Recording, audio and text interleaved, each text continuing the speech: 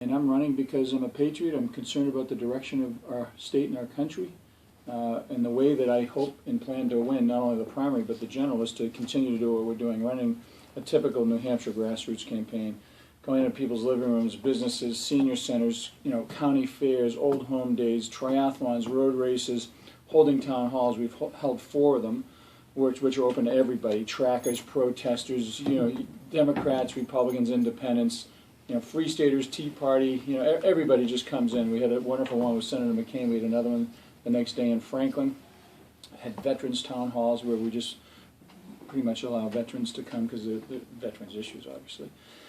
I'll tell you, it's interesting. People, they expect it out of their candidates to have that one-on-one time. And I remember growing up when my grandfather lived in Portsmouth, and I'd be up there visiting, and I'd say, Graham, so did you meet so-and-so? And he'd say, yeah, I met him a couple of times.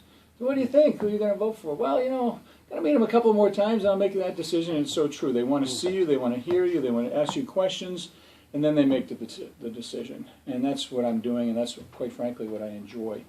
So that's really it. A lot of issues on the table. We're talking about issues because Senator Shaheen's a nice person. I've worked with her on armed services. And the good news is we both have records that we can compare and talk about. And that's all we're talking about. We put out policy papers, education, energy, veterans, obviously immigration, and focusing on the things that everybody's talking about in our town meetings and in our home and business visits. So here I am, fire away.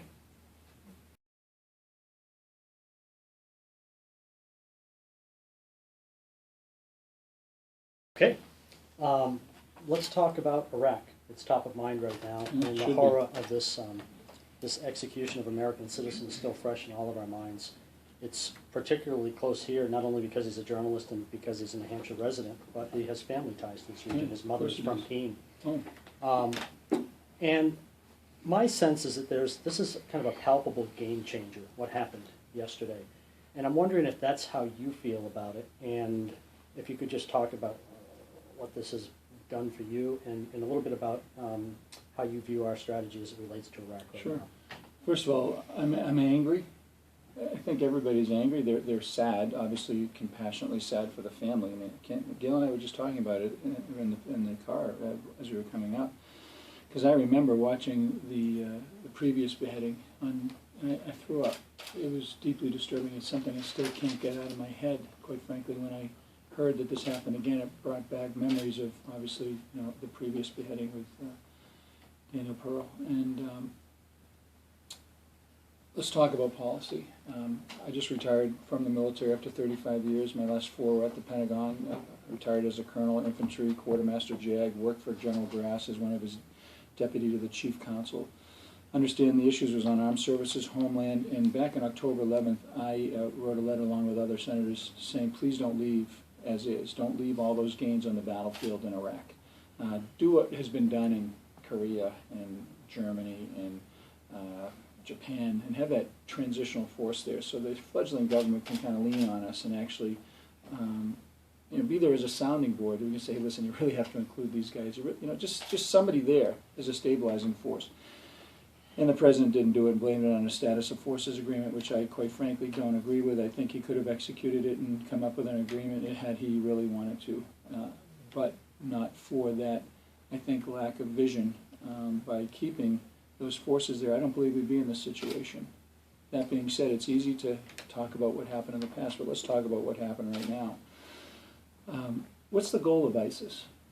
The goal is to get their own country, to gain assets, which they did through the Bank of Mosul, which they obviously toppled and captured those assets, tens, hundreds of millions of dollars by some accounts.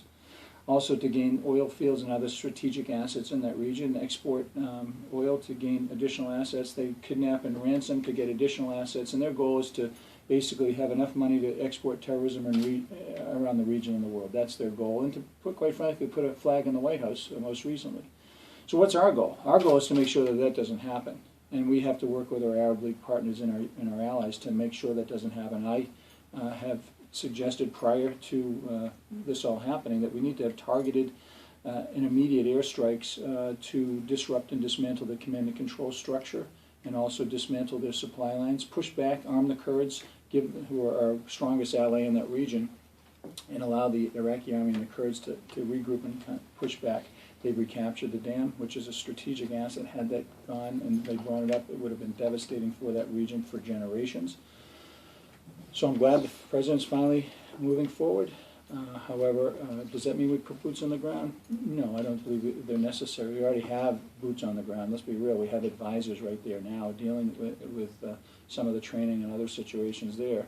I believe we can accomplish our goal as is right now and make sure that there's a consistent effort to continue to push back and dismantle and disrupt the supply. So is it your view then that a prudent policy is somewhere between containment and eradication of ISIS? I think a lot of that's going to be driven by the facts on the ground, with the generals on the ground giving us those guidance, the guidance that we need through intel and other sources. Is there an easy answer? No, of course not. I'm concerned about Afghanistan. When I look at what's happening in the world right now, since I've been out of the U.S. Senate, I feel the world's on fire. You look what's happening in Israel. I've been to Israel. I've been to Sderot, where you have underground child care facilities, and you have missiles and rockets lined up for half a football field that have been thrown at this facility in this town to basically kill its innocent civilians. So I believe what Israel is doing is appropriate. I also believe that we should have a transition force in Afghanistan very similar to Iraq, because it'll leave a void there for that new fledgling government to allow for that orderly transition, kind of that stabilizing, quick reaction, just in case force there. We can shift forces from around the world. There's no additional people necessary. And then you look what's happening in Syria, obviously, and Libya, Ukraine with Russia. I feel the world's on fire. And I have always been somebody who's not a rubber stamp. I don't rubber stamp those failed policies. Senator Shaheen, you're going to hear me talk about and compare our records and our beliefs on issues, not as a mean-spirited way to criticize it, but just to point out the facts so people understand where we stand on issues. I think it's critically important. I would not have rubber stamped some of those failed policies that he was doing. I actually spoke up. Boko Haram. When I did research and learned, I wrote a letter and spoke to Secretary Clinton asking that group be deemed a terrorist group. Senator Shaheen indicated religion has nothing to do with it. Yeah, it has everything to do with what's happening with radical Islam, and Islam is being perverted to the point where they're beheading people and they're capturing Christians and converting young girls into slavery and Islam, and or worse. So, we could go on and on and on about foreign policy, but I don't want to ramble. So, as just a follow-up question as it relates to Jim Foley, a component of that story today is that apparently a ransom request was made, a large sum of money. And we chose not to pay that. Would you view that, it could be a yes or no answer, as a failure of foreign policy on our part? Because some countries pay large sums of money. That's the question that's been bantered around for decades. Does the United States pay ransom? Do we kowtow to terrorist groups? Do we, because does that in fact stimulate additional kidnappings and ransom, and then facilitate them getting the funds to ultimately continue with that exporting and use of terrorism as in fear as a weapon? Good question. I'll be honest with you. I have to really work that through before I'm ready to make a statement on there. Are there situations where we can, barter or negotiate? Are there monies involved, or are there transfer of prisoners? Are there situations where that's appropriate? I'm listening. I don't know. I'd have to have that situation be presented to me. But unfortunately, that's something that the State Department and the Commander-in-Chief. And a similar quick follow-up on the Ukraine situation. Is it your view that somebody failed the families of the victims of this plane crash? I mean, the big parts of the plane are still on the ground, body parts are still on the ground. All this time later, did somebody fail these families, and did the Americans or the United States to some extent fail them, do you think? Ukraine is a tragedy, obviously. Never should have happened. And I think you need to step back and say, why did this happen? How did this happen? And I have always said, I said it in the beginning, I put the blame on President Putin because of his meddling in that region, not only with Georgia way back, but now with Crimea.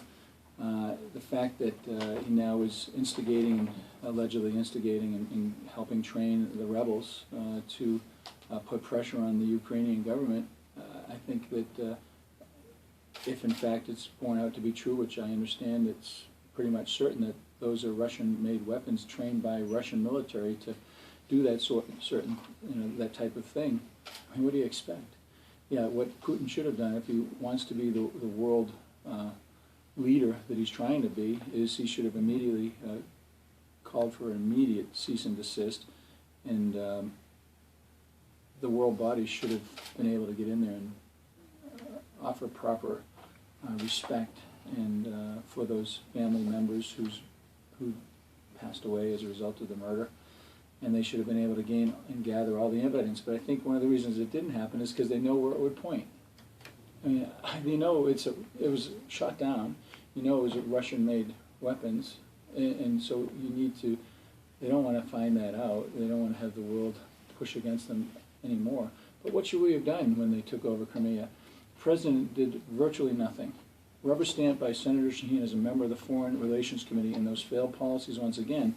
How about calling Mr. Putin and our European allies and say, by the way, we're speeding up our approval of all natural gas contracts. We are going to export as much of the natural gas as we can. We will do longer term contracts and do it for a little cheaper than what Russia's offering you, to take that pressure, that political iron sickle that they have over the European allies, our European allies, expel them temporarily, at least from the G8, G20. And make an announcement that we're not making our cuts back to World War II levels, and then actually move forward with those military exercises with our allies that we were planning. I believe those actions would have sent a very powerful message, because why were we in that situation? Why are we in the situation with Iraq and ISIS and others? Because I think one of the major contributing factors, and is agreed upon almost worldwide, is when the president said he was going to draw a red line. If you use chemical weapons, we're going to take care of you. We're going to make sure something happens, and they did, and we did nothing. It sent a message to our allies who don't trust us, and it sent a message to our foes who don't fear or respect us. That started, I believe, this world on fire situation that's happening right now, and it's dissettling. It's unsettling, I mean, and it's disconcerting and unsettling. I just follow up a little bit on your concern about the world on fire kind of thing. Do you feel, and maybe this sort of a bit of a segue into budgetary matters, but do you feel like there's additional investment in the military that's necessary to address this now, or is it reallocation? No. See, here's the issue. Yeah. That's a great question too. No, I believe that there's plenty of money in the military right now, having served there.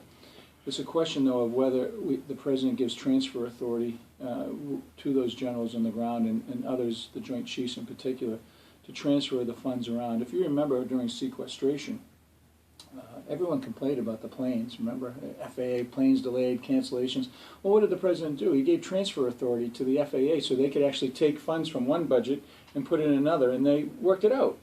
There's money in various accounts within the military, and all we need to do is allow the president to allow them to have transfer authority to maximize the dollars that we provide the military. Is our military stretched? Yes. Are they tired? Yes. Do we need to put boots on the ground in these areas? No, not necessarily, but we should and can work with our allies to make sure that we can come up with a joint effort to push back at some of the unrest. I believe we still need to do that top-to-bottom review of every federal program, including the military, and try to weed on any fraud, waste, and abuse, find savings, and reallocate the money to areas that obviously need it. Are you generally open to the ideas that the Secretary of Defense has proposed in cutting back on military? Not to World War II levels, no. I think it's dangerous. Are there programs that are obsolete and we can deal with? Sure. Joint Strike Fighter, it's $1 trillion plus over budget and still having trouble. We need to prioritize where we want to head and what programs we want to fund. Here's the problem in the United States Senate in particular.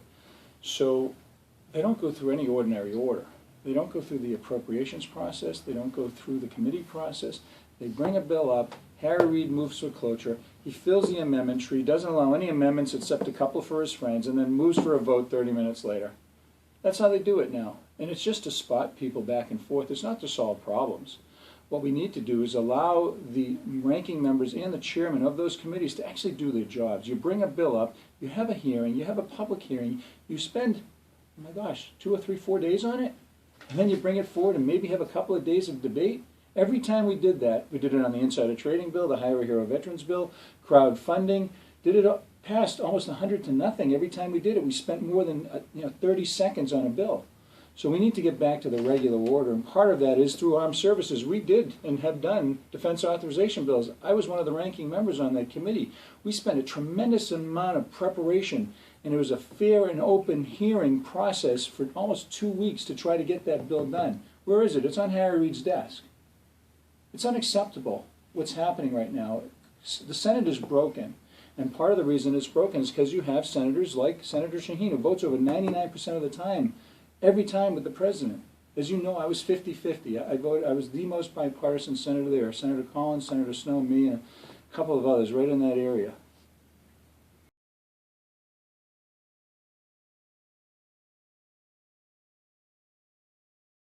I was hoping you could talk a little bit about immigration. Sure. The current situation with the border, and especially the children being left there, and how that's come about, just getting those children to different places, as well as security in general for the border and what needs to be done there. Well, I look at immigration in different silos. So if I could just take a minute to tell you about the different silos. So the first silo I look at is, and it's appropriate here, because we have 2 colleges in our area here. If a kid's from another country and they want to come and study, they should get a diploma and the ability to stay here and work. Get the appropriate documents to stay here. No brainer. If we have seasonal opportunities, whether it's in skiing or farming, timber, whatever it is, and there's a void and we can't find workers, then let's get those people over here. Give them the appropriate temporary work visas. Do it. Happy to do it. It's stuck right now. They're playing politics with it. It's a no-brainer for me. If we have executives and chemists and scientists and others who we can't fill the void after looking and doing our due diligence, let's bring them over. Keep those jobs here. Absolutely. So then you look at, take care of those. And then also the quotas, some of the quotas for the Irish in particular and other ethnic groups, they're way too low. You need to upgrade them. You need to modernize them. And then you have to fix the actual legal immigration system that we have. Why are there over 4 million people waiting in line right now for 2, 3, 4, more years, paying money, following the rules, and they're stuck? Here's the problem. You have the president, through his executive order, took a class of people and gave them a special status and moved them ahead of these 4+ million people, gave them benefits and status that these people don't have and aren't entitled to, and some of our own citizens don't even get. I think that was, I disagree with that use of executive order, the fact that he basically put out a neon sign saying, just get your kids here, you'll be fine, and we'll take care of them. So here's where we're at now. We have a border. We need to secure the border once and for all, whether it's through troops, border patrol, fence, the combination of the above, plus modern technologies. We have the ability now to, when somebody leaves an IED in Afghanistan, we can trace them back to the point of origin. We have that technology. We can use that as well here. So we need to secure the border once and for all. So we're going to be dealing with this over and over and over again. Then you say, well, what do you do about the kids? Of course we're a compassionate society. We always have. We're loving and giving and compassionate. You need to safely secure the kids, and then you need to return them home. And you need to work through the mechanisms that are set up right now already through our embassies. So you say, well, the embassies can't handle it. Then let's get more people down to the embassies. Happy to do it. If there's a problem or a breakdown, the President and the Secretary of State should be calling those presidents of those countries, by the way, and say, what the heck is going on? Why are these kids coming here? Where are your problems? What can we do to help? But to just blanketly say, hey, just come on in and have no border, no rules, no regulation, and then take and create a new status for what's called a refugee and put them ahead of these people, it's wrong. I believe by him legalizing potentially up to 5 million additional people is going to send a very bad message, and it's actually another effort to incentivize that illegality. So I guess you break it all down and you say, well, what about the people that are here? Let's say it's 10 million people. What do we do with them? And it's a great question. My feeling on that is whatever we do, and whatever bill comes up, and whatever proposal is being made, for me, I can't incentivize them through the EBT cards, the SNAP, or the preferential housing, sometimes even ahead of our own veterans. I can't do that. If we're going to stimulate them coming out of the shadows, so-called, we can do it without providing those benefits. And let them then whatever the plan is, and I'm listening, certain steps for them to get at the end of the line and move forward, I'm all ears. But during that time period, they can't be getting benefits to reward that behavior. That's it.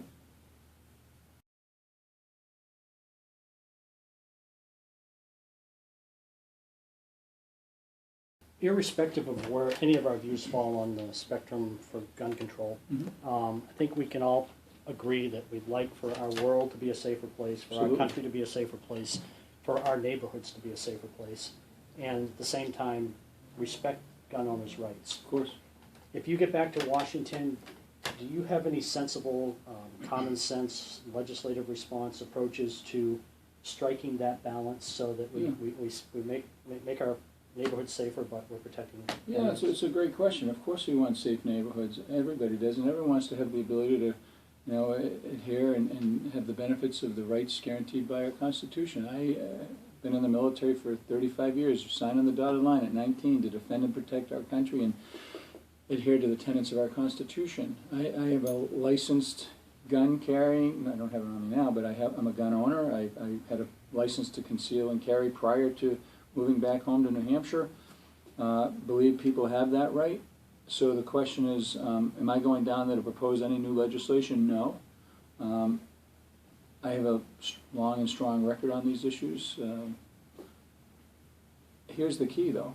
Whatever we do, you need to have everybody at the table. You just can't mandate things and then just ram them down people's throats. So my solution, and having been voting on these things prior to being in New Hampshire, when we passed any legislation dealing with the Second Amendment, everybody was at the table. And at the signing ceremony, we had the pro and anti-gun activists at the table looking over the governor's shoulder when it was signed.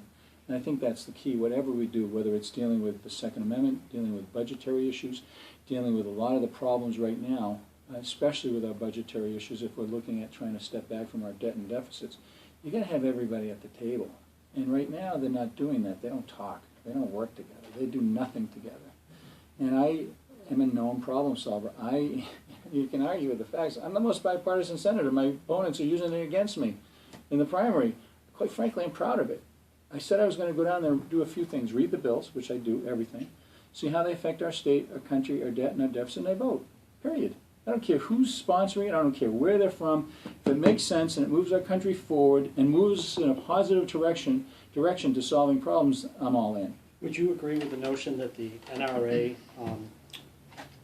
as a lobby, because of its size and influence, is holding sway over the political process? It's been 20 years since there's been any substantial gun control measure passed in Congress. I think that there are a lot of groups in Washington that purport to have a lot of sway and power. I have not seen that personally because, as you know, I was the independent guy. I had 50-50. So the fact that somebody wants to use influence, it really didn't matter. And I have noticed, especially here in this state, our state, is that people aren't making decisions on, I'm going to take a step back and shift it just a little bit, on the candidates they're voting for based on outside groups and outside ads and all these kind of things that you're seeing, that's the special interest ads. They're going to make decisions by looking you in the eye, inviting you into their living room, having a cup of coffee and making that decision. So how does that transfer into Washington? My door is open for everybody. And when someone comes in, whether it's from the NRA, the Diabetes Association, the Lung Association, the Heart Association, the Farmers Bureau, they're all lobbying for something. We take that information, here it is, and we actually take it and read it. And then we put our staffs together to work and try to debunk a lot of what they're trying to push at us. And we find, we try to get both sides and ultimately have that as a, it's there as information, but we go out and do our own research and make our own decisions ultimately.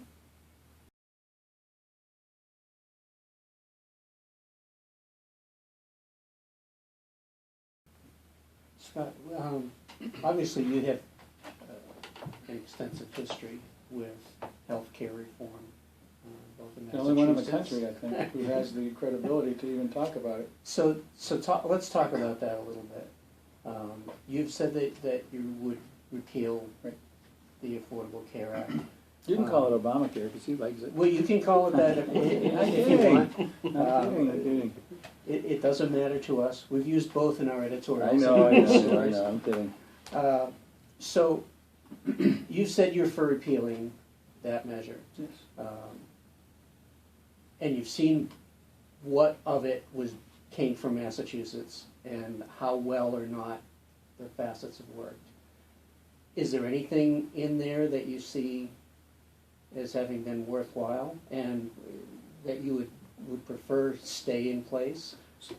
Well, we'll start with that. Well, first of all, let's start with the whole premise about healthcare.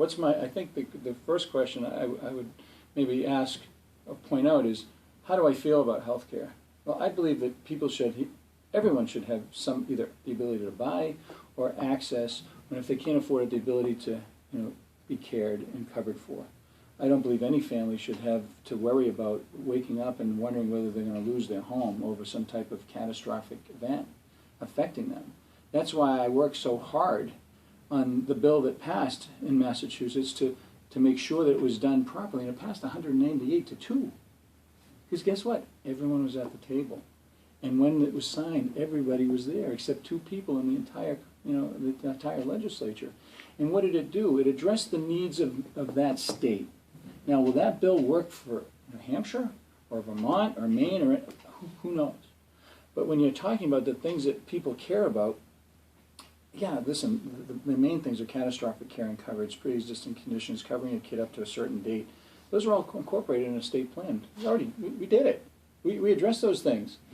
So here's my question to those people who say, by the way, Obamacare is the only answer. They want you to think that. And I say, why? Because I look at Obamacare and the VA, I see Obamacare being the VA in a couple of years. That's top-heavy, bureaucratic nightmare. I know you're experiencing it here.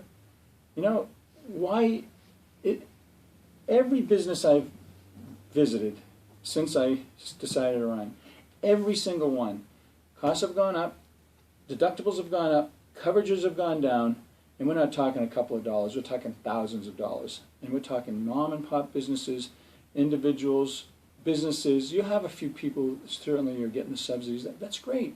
We can address that in the state plan. All I'm saying is that we can do it better. We can do it more efficiently, with better heads at the table, make it more parochial so it respects our rights and freedoms, addresses the things that we care about, and we do it with competition. As you know, we only had and have really one insurer still. After the election, we're getting more. But Senator Shaheen changed the law when she was governor, and we had 26, we have 1. We need to change that. We need to allow competition within that to make it work. You can do the Cadillac plans, and I told people, I said, listen, you have the Cadillac plans, unions, teachers, police, firefighter, you're going to get hammered. You're going to pay 40% minimum more when this thing really unravels. They, oh no, we love it, we love it. Well, guess what? In the city of Keene, where's that money coming from? It's not coming from the unions, it's coming from the individual taxpayers, because it's a real problem. They negotiated in good faith on that issue. So what I'm saying is that we can develop a plan that works for us. And I am happy to use my guidance, because I was there, and use and work with our legislative leaders, our hospitals, our doctors, and the individual citizens to develop a plan that's for us. So what do you do in the interim? You freeze everything. And you allow people to actually opt out and go and have the free market start to work, and have companies provide plans that actually work. I don't need prenatal dental. My wife and I aren't having any more kids. I need some prostate coverage potentially and other things that matter. Why can't I go out and negotiate that and work that and get a good price that covers me? Because I'm going to take care of myself and my family. Of course I am. And all those things that we care about, making sure that the people that can't afford it through Medicaid expansion, we can address that too. To think it's the only answer is a false premise. I've been there. I've voted on it. I've worked on it. I understand it. Sorry. I wonder, at the federal level, though, if it's, as I understand your approach, it's that the state should figure it out.